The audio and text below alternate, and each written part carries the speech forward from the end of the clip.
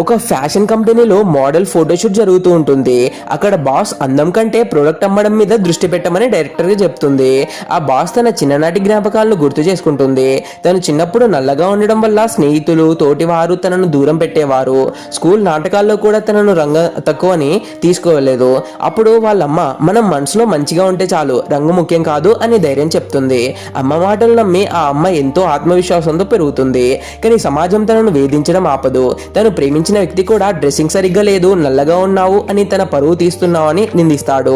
చివరకు పెళ్లి నిశ్చయమైన వ్యక్తి కూడా నువ్వు చూడ్డానికి నల్లగా ఉన్నావు, నా ఫ్రెండ్స్ ఎగతాళి చేస్తారు అని పెళ్లి క్యాన్సిల్ చేసుకుంటాడు.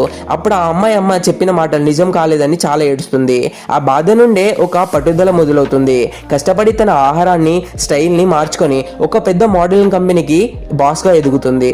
ఇప్పుడు తన కంపెనీలో పనిచేసే వారికి రంగు కంటే ప్రతిభే ముఖ్యమని నిరూపిస్తుంది. రంగు కంటే ప్రతిభే ముఖ్యమని మీరు నమ్ముతారా? ఈ వీడియోలో అమ్మాయి తీసుకున్న నిర్ణయం మీకు ఎలా అనిపించింది? కామెంట్ చేయండి.